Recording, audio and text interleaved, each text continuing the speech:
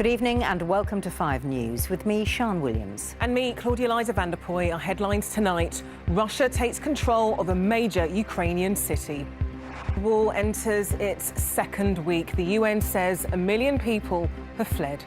We're on the Polish... Hello and welcome.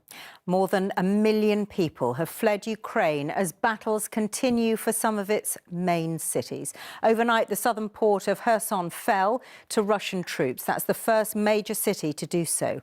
Residents in Mariupol say they're trapped and under attack without water, electricity or heat.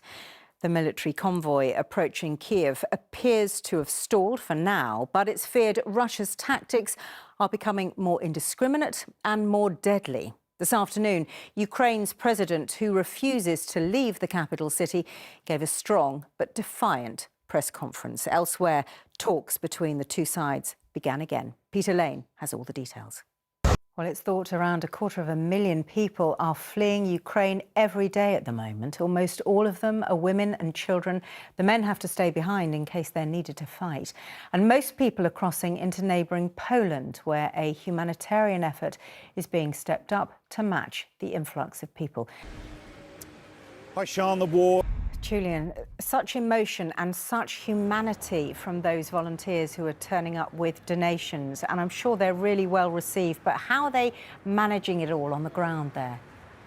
Got lots more still to come on the situation in Ukraine. Plus... And we'll have the rest of the day's news. Sarah Everett. Yeah, we'll see you in a little while, after the break.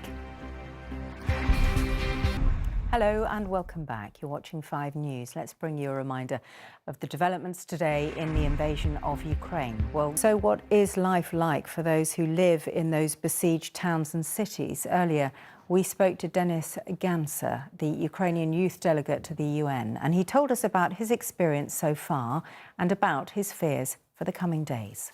Ukraine earlier on. Well, let's bring you the latest on how far Russian troops have managed to advance.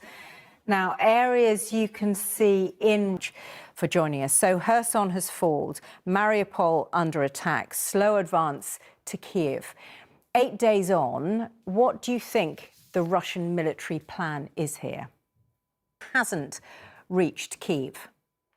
Before we go to the break, according to the Press Association, the Russian President Vladimir Putin claims his military has offered safe corridors so civilians can escape the war in Ukraine, which he has blamed on Ukraine. Well, a bit later, we're going to be talking about the difficulties facing people with disabilities who are trying to flee that country. Watching 5 News, let's give you some of tonight's main headlines.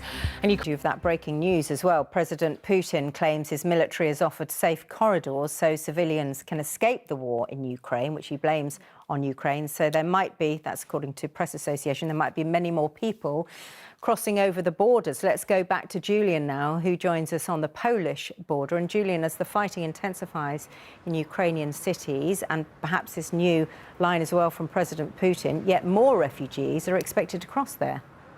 Sarah Everard, a 33-year-old marketing executive, was walking home in South London. She didn't get there. Instead, she was kidnapped, raped and murdered by a serving police officer.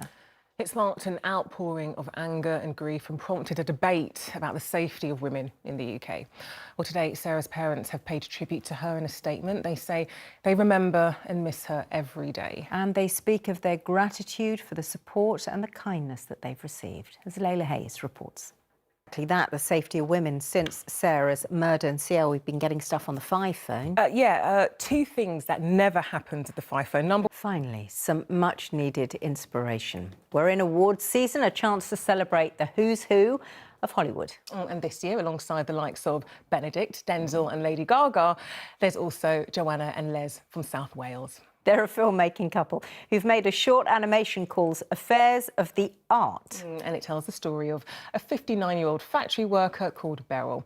And as they told Ruth Liptrot, it's got them nominated for both the BAFTAs and the Oscars. Well done, you. That's it.